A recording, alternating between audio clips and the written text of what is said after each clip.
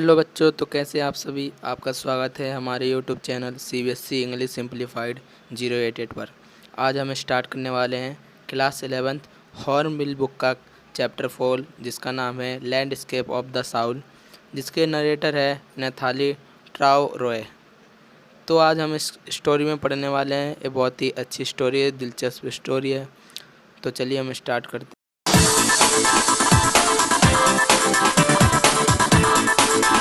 ये हम story start करने से पहले कुछ इम्पोर्टेंट वर्ड्स और इस स्टोरी के मेन कैरेक्टर्स के बारे में जान लेते हैं। इन वर्ड्स को आप पेपर में यूज़ करके ज़्यादा मार्क्स गेन कर सकते हैं। तो पहला जो वर्ड है वो है टेल, जिसका मतलब होता है स्टोरी। दूसरा लैंडस्केप, जिसको हम painting of the country side कहते हैं। तीसरा है सर, इस स्टोरी में जो पेंटर है वो किंग को एड्रेस करता है सर से। और जो चौथा है वो है ड्वेल्स, जिसका मतलब होता है रिसाइड्स। और जो फिफ्थ वर्ड है वो है स्पिरिट, जिसका मतलब होता है सुपर नेचुरल पावर या सुपर नेचुरल बीइंग। और जो सिक्स्थ वर्ड है इसमें वो है क्लासिकल एजुकेशन, जिसका मतलब होता है एजुकेशन इन एशेंट टाइम, मतलब जो बहुत साल पहले जो हमारा कल्चर था उसको रिप्रेजेंट किया गया है। और जो सातवां वर्ड है वो है panel, flat board on which A painting can be made, मतलब एक फ्लैट बोर्ड है जिस पर पेंटिंग बनाई जाती है। और जो आठवां वर्ड है वो है डेडिकेटेड रिलीज। ये ऐसी एक क्वालिटी है पेंटिंग की कि लोगों को देखने पर ऐसा लगे कि जैसे बिल्कुल रियल हो।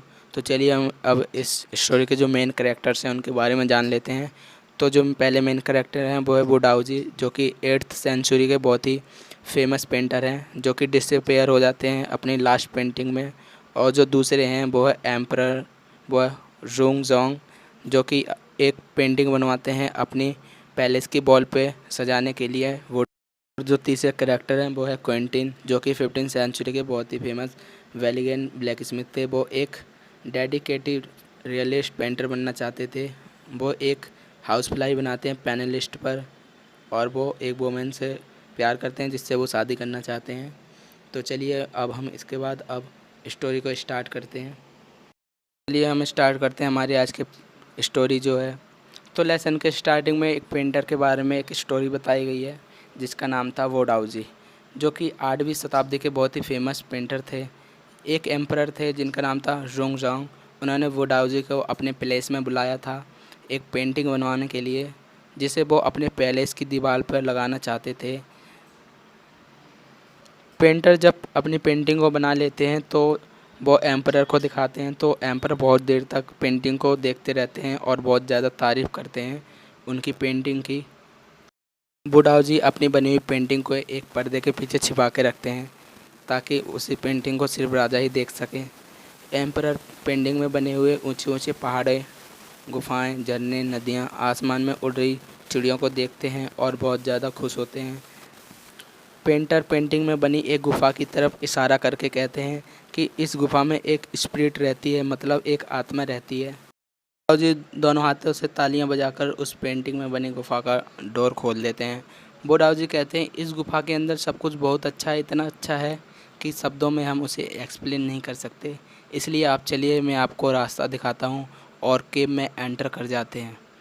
वो डाउजी जैसे ही एंटर करते हैं केव के अंदर, उस केव का जो डोर होता है वो क्लोज हो जाता है। एम्परर बहुत ज़्यादा चौंक जाते हैं। वो कुछ बोलते उससे पहले ही वो डाउजी की जो पेंटिंग है वो बिना कोई निशान छोड़े दीवार से गायब हो जाती है।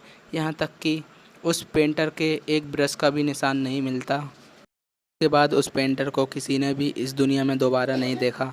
ऑथर कहते हैं चाइनीज़ क्लासिकल एजुकेशन में बहुत बड़ा रोल प्ले करती हैं ऐसी स्टोरीज़।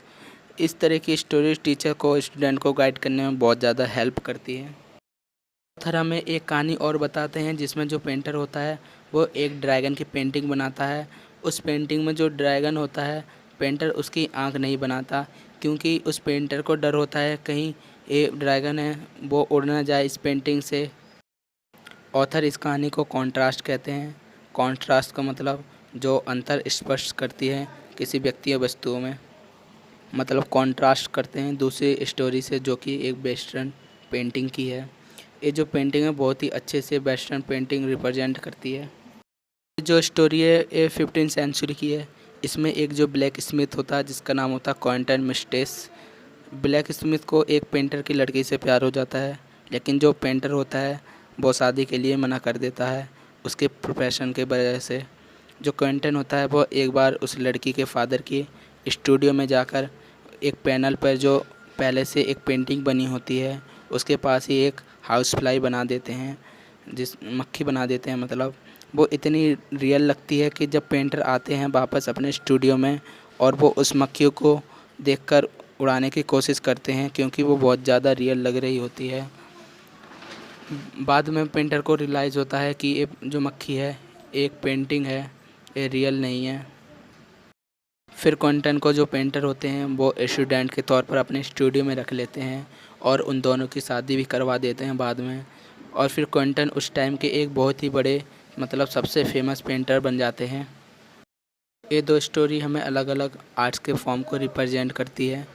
एक यूरोपियन आर्ट की फॉर्म को रिप्रेजेंट करती है, मतलब एक्सप्लेन करती है कि पेंटिंग एकदम रियल लगनी चाहिए। और दूसरी जो स्टोरी है जो एशियन की इनर लाइफ को महत्व देती है, वो बताती है कि कैसे इनर लाइफ है जो पेंटिंग की वो सिर्फ एक पेंटर ही जान सकता है। इसी तरह जो बोडाओजी की स्टोरी थी चाइनीज़ की, उसमें एम्परर ने पेंटिंग बनाने के लिए बोला था। एम्परर बाहरी अपीयरेंस को बहुत ज़्यादा तारीफ़ करता है देखकर, लेकिन पेंट की जो एक्चुअल मीनिंग होती है वो सिर्फ एक पेंटर ही एक्सप्लेन कर सकता है। और जो एक्चुअल पाथ होता है जो पेंटिंग में वो सिर्फ एक पेंटर ही बना सकता है। जैसे एक राजा अपनी कंट्री को रूल करता है, उसी तरह जो एक पेंटर होता है वो अपनी पेंटिंग को इनर लाइफ के अंदर जो रूल कर सकता है। द वर्ड का मतलब ही होता है रास्ता या मिस्टीरियस वर्ड यूनिवर्स का। पेंटिंग दीवार से गायब हो चुकी होती है।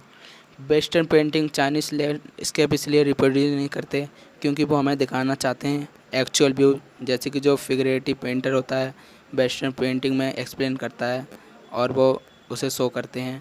वो चाहते हैं जैसे वो वेस्टर्न पेंटिंग को देखते हैं वैसे ही हम भी उनके पॉइंट ऑफ व्यू से देखें, इस एक स्पेसिफिक एंगल से देखें। लेकिन जो चाइनीज़ पेंटिंग होती है वो बिल्कुल भी रियल नहीं लगती, क्योंकि जो पेंटर होता है वो सिर्फ एक ही चीज़ को शो नहीं करता अपनी पेंटिंग में। इसलिए जो व्यूअर होता है वो किसी भी एंगल से पेंटिंग को देख सकता है, उसमें ट्रैवल कर सकता है। जो आर्टिस्ट होता है वो व्यूअर को देखने के लिए एक रास्ता भी बना देता है ताकि व्यूअर अच्छी तरीके से पेंटिंग को देख सके। ऊपर से नीचे या नीचे से ऊपर उस पाथ को फॉलो करके बहुत आसान से व्यूअर देखकर समझ सकता है। एक कॉन्सेप्ट हॉरिजॉन्टल स्क्रॉल के केस में और ज़्यादा इफ़ेक्टिव हो जाता है, जिसमें हम एक कोने को स्टार्ट करते हैं ओपन करना पेंटिंग के और धीरे धीरे उसे खोलते हैं दूसरे सेक्शन में जाने के लिए और साथ में उसे रोल भी करते जाते हैं।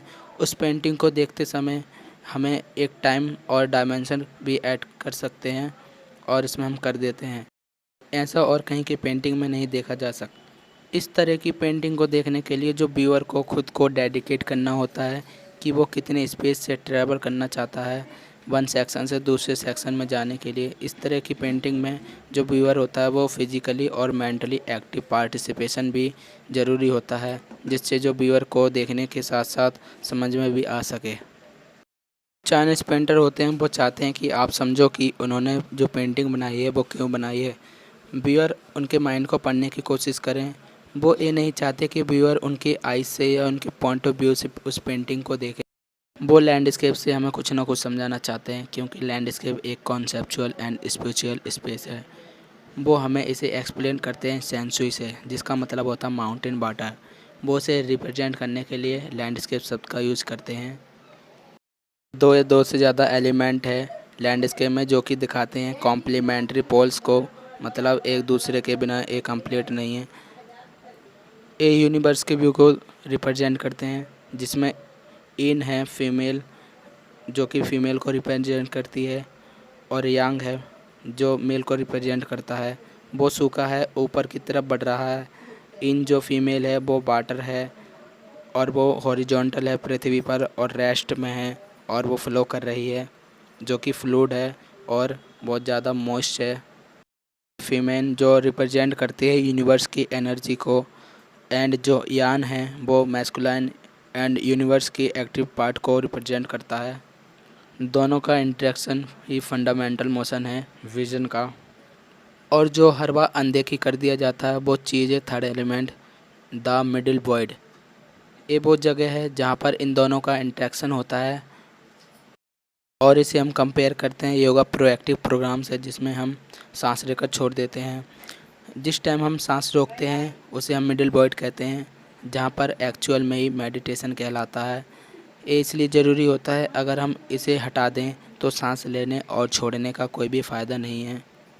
यही हमें अनपेंडेड स्पेस का इम्पोर्टेंट एक्सप्लेन करती है, जो कि लैंडस्केप में होता है। इसके बिना जो चाइनीज़ लैंडस्केप है वो अनकम्प्लीट होता है। यही हेवन और अर्थ के बीच का स्पेस है। इसी जगह पर जहाँ ह्यूमन का मेन रोल होता है। यूनिवर्स के दो पोल के बीच ह्यूमन ही कम्युनिकेशन का मुख्य साधन होता है। इसी वजह से ह्यूमन का होना बहुत इम्पोर्टेंट है। फ्रैंकोइस चॉय इसलिए ह्यूमन को the I of the landscape कहते हैं। लैंडस्केप का एक इम्पोर्टेंट पार्ट है। ऐसा इसलिए नहीं कहते क्योंकि ह्यूमन पहाड़ों के बीच खो जाए। स्टोरी एक स्मॉल पार्ट है the landscape of the Saul, ethic and spiritual in Chinese painting का। इसके बाद जो ऑथर हैं वो हमें एक हिंदुस्तान टाइम्स का अखबार में से एक आर्टिकल बताते हैं, जो कि 28 अगस्त 2005 को छपा था। इसके बारे में बताते हैं कि ब्रेंडा सूरी ने इसे पब्लिश करवाया था, जिसकी जो एडिंग थी वो थी गेटिंग इनसाइड आउटसाइड आर्ट। इसमें बताया गया है जब फ्रांस पेंटर जीन डॉवरफिट ने 1940 में रिप्रेजेंट किया था कॉन्सेप्ट आर्ट ब्रांड का या रॉ आर्ट का। उस टाइम जो अनट्रेंड आर्टिस्ट हुआ करते थे उनकी आर्ट में लोग ज़्यादा इंटरेस्ट नहीं दिखाया करते थे। फिर धीरे धीरे अपना एरिया बनाती गई और लोग इसमें इंटरनेशनली कॉम्प्लीमेंट आर्ट के तहत लोग इसको बहुत ज़्यादा देखने लगे, पसंद करने लगे। आउटसाइडर आर्ट एक आर्ट की कैटेगरी है उन लोगों के लिए जिन लोगों ने कभी भी कोई ट्रेनिंग नहीं ली, जिनके पास कोई अधिकार नहीं है। ये लोग फिर भी आर्ट बनाते हैं, अपनी आर्ट को दिखाते हैं लोगों को। जिनकी आर्ट होती है वो बिल्कुल अलग होती है ट्रेंड आर्टिस्ट से। जिस समय एक कॉन्सेप्ट डॉवरफिट ने बताया था, उस समय इंडिया के एक अनट्रेंड जीनियस ने बिना कोई ट्रेनिंग लिए एक पैराडाइज क्रिएट कर दिया था। बिल्कुल अलग जगह बना दी थी। उनका नाम था नेकचंद। उन्होंने एक जंगल को साफ करके बना दिया था एक गार्डन, जहाँ पे हर चीज़ रिसाइकलिंग मटेरियल से या स्टोन से बनाया था, जिसे हम अब रॉक गार्डन के नाम से जानते हैं, जो अभी चंडीगढ़ में है। नेकचंद इस जगह को डायरेक्ट करते हैं। 80 साल की उम्र में इन्होंने इतना बड़ा कारनामा दिखा दिया। ये आउटसाइड आर्ट का एक बिगेस्ट कंट्रीब्यूशन था इंडिया का, जो कि 5th प्रिंट था 2005 में जो छपने वाली रॉ विजन यूके की एक फेमस मैगजीन है, जो साल में एक बार छपती है, जो कि मेनली आउटसाइड आर्ट को शो करती है। उन्होंने फीचर किया था नेकचंद को, उनके रॉक गार्डन को, स्कल्पचर्स को as women by the waterfall के नाम से भी अपनी एनुअल मैगजीन में कवर किया था फ्रंट पेज पर। ये जो रॉक आर्ट है ये इस तरह की आर्ट है जिसमें अपने कल्चर इन्फ्लुएंस को एक्सप्लेन करती है कि हम किसी भी टूटी फूटी चीज़ से हम आर्ट क्रिएट कर सकते हैं। नेकचंद बहुत ऊंचाइयों तक गए। इस आर्ट को एक सबूत भी मानते हैं इस बात का कि कोई भी व्यक्ति अपने सपनों को सच कर सकता है। अगर कोई व्यक्ति ठान ले तो वो कितना डिफरेंट क्रिएट कर सकता है। यूनेस्को की क्विज कमीशन भी ऑनर करती थी नेकचंद को यूरोपियन एक्सपोजन के वर्क के तहत, और उन्होंने 5 मंथ का एक इंटरैक्टिव शो भी स्टार्ट किया था जिसका नाम था रिलीज ऑफ नेकचंद, जो कि अक्टूबर से लेकर स्टार्ट हुआ था, जो कि लीडिंग म्यूजियम में हुआ था Switzerland, Belgium, France and Italy के। नेकचंद हमें बताते हैं कि उनका बिगेस्ट प्राइज़ यही है कि लोग उनके गार्डन में आते हैं और बहुत ज़्यादा खुश रहते हैं, इंजॉय करते हैं, वो उनके गार्डन को देखते हैं। तो ये चैप्टर इधर ही होता है ख़त्म। तो अब हम कुछ इम्पोर्टेंट क्वेश्चन के बारे में देखेंगे जो पेपर में हर साल आते हैं।